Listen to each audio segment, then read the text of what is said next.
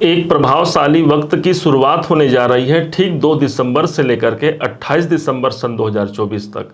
देखा जाए तो सन 2024 का ये अंतिम समय होगा जहां पर शुक्र अपना गोचर परिवर्तन कर रहे हैं।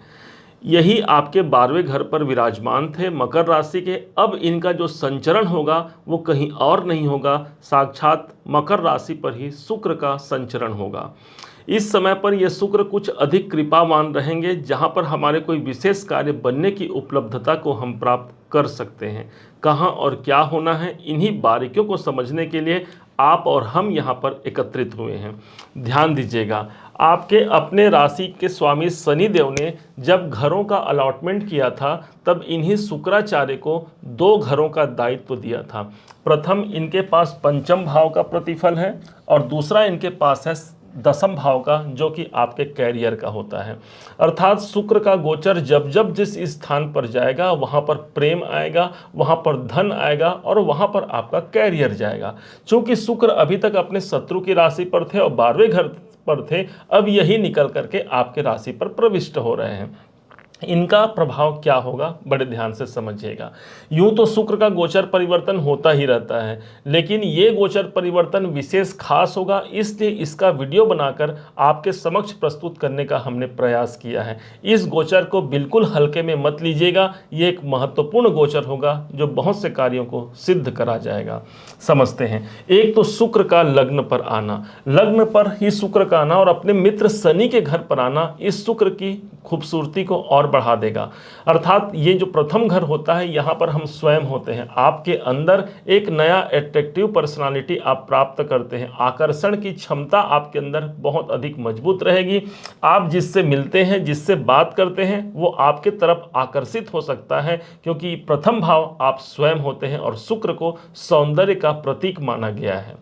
कोई स्वास्थ्य से जुड़े हुए कोई परेशानियों का हम सामना कर रहे हैं तो शुक्र एक चमकता हुआ सितारा है। अर्थात वो चमक, वो स्वास्थ्य में उन्नति हमको प्राप्त होगी, अर्थात स्वास्थ्य के दृष्टिकोण से अनुकूल समय रहेगा। इस समय पर कुछ ऐसे कॉन्फिडेंस हमारे अंदर रहेंगे कि हम किसी कार्य को करने के लिए काफ़ी मजबूत स्थिति तक हम विराजमान रहेंगे। अब इन शुक्र के पास 2 घरों का दायित्व है, ध्यान दीजिएगा। 1 2 3 4 5 ये पंचम भाव के स्वामी बनते हैं। अब पंचम भाव हो गया आपके प्रेम संबंधों का। तो जो लोग प्रेम संबंधों में संलग्न हैं, तो हाँ भाई, आपके अपने राशि पर शुक्र हैं, इसकी परिकाष्ठा बढ़ेगी, प्रेम संबंधों में प्रगाढ़ता आएगी। पंचम भाव होता है हमारे स्वयं के डिसीजन, हमारे स्वयं की सोच समझ का। इस समय पर हमारे डिसीजन का हमको परिणाम प्राप्त होता है, क्योंकि यहाँ से अगर पंचम भाव को लग्न मान लिया जाए तो यहाँ से ये नवम भाव पर बैठे हैं, अर्थात भाग्य के घर पर बैठे हैं, आप ऐसा मान सकते हैं। यहाँ पर यह विशेष होगा कि शुक्राचार्य जी हमारे किसी डिसीजन का निर्णय निकाल दें, संतान से जुड़े हुए कोई अच्छे कार्य इस समय पर हो सकते हैं। यहाँ पर पंचम भाव जागृत हो रहा है, अर्थात शेयर मार्केट इत्यादि से भी आपको धन की प्रतिष्ठा ये शुक्राचार्य जी महाराज करा जाते हैं।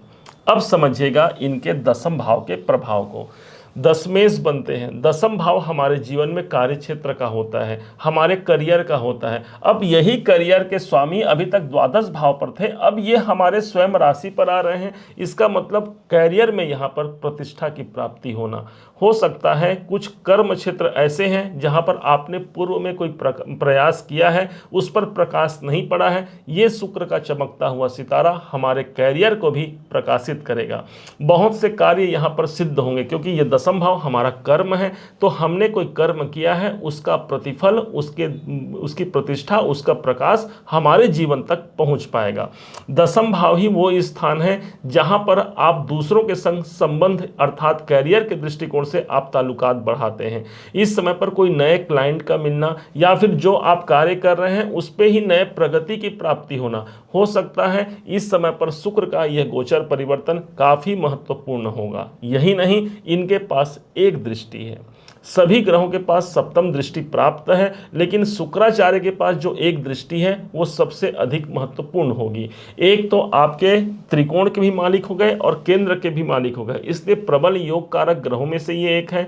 और इनकी जो 7वीं दृष्टि है वो पहुंचती है सप्तम भाव पर। सप्तम भाव हो गया आपके दाम्पत्य जीवन का।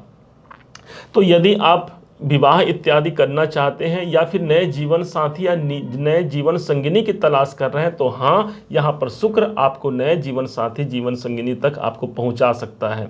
यदि आपके दाम्पत्य जीवन में मिठास कमी आ गई है, तो हाँ, ये शुक्र उस मिठास को अधिक बढ़ाएगा, अर्थात पति पत्नी का यहाँ पर जो समावेश होगा, जो उनके अंदर अनुबंध होगा, वो काफ़ी मजबूती से यहाँ पर प्राप्त होगा।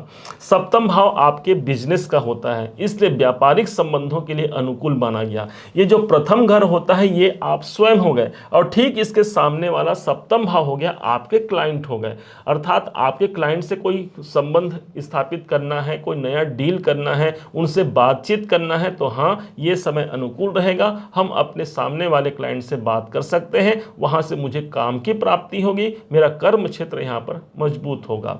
अब इस समय पर कुछ मित्रों का सपोर्ट भी हमको मिल सकता है। कोई पार्टनरशिप से जुड़ा हुआ आप काम करते हैं, तो शुक्र की छठा, शुक्र की रोशनी हमारे दाम्पत्य भाव पर पड़ रही है, हमारे सप्तम भाव व्यापार के भाव पर पड़ रही है। अब इस गोचर के दौरान क्या ऐसा करें जिससे इस शुक्र के प्रभाव को हम सर्वाधिक अधिक महत्वपूर्ण स्थिति तक पहुंचा पाएं, हमें सभी वो कार्य हमारे सिद्ध हों जो अभी अभी हमने आप तक पहुंचाया है। ध्यान दीजिएगा, शुक्र का संबंध होता है हमारे जीवन साथी या जीवन संगिनी से। इस समय पर इनका दृष्टि भी है, इसलिए अपने दाम्पत्य जीवन को बड़े संभाल करके रखना है, पति पत्नी का विश्वास जीतना है, एक दूसरे का सम्मान करना है। और जब हमने सप्तम भाव अर्थात अपने जो जीवन साथी या जीवन संगिनी को हमने एक्टिवेट कर लिया, अर्थात उनके साथ संबंध अच्छा बना लिया, उनके साथ संपर्क हमारे अच्छे रह गए, उनके साथ उनका हमने सम्मान किया, अर्थात इस शुक्र को हमने एनर्जिक बना लिया, मजबूत बना लिया। और शुक्र का दूसरा नाम धन होता है, शुक्र का दूसरा नाम हमारे जीवन में आनंद होता है।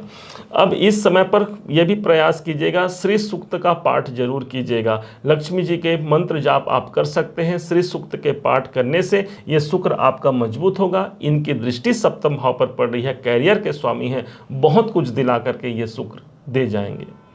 उम्मीद है आप सबने इसे समझा, आप सबने इसे जाना है।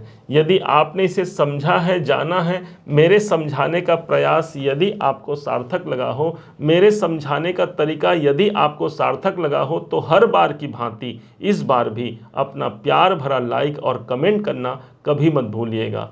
और हाँ, यदि अभी तक आपने इस चैनल को सब्सक्राइब नहीं किया है, सब्सक्राइब जरूर कीजिएगा। पुनः एक बार फिर आप सभी का दिवस बहुत मंगलमय हो, इन्हीं शुभकामनाओं के साथ। जय श्री राम।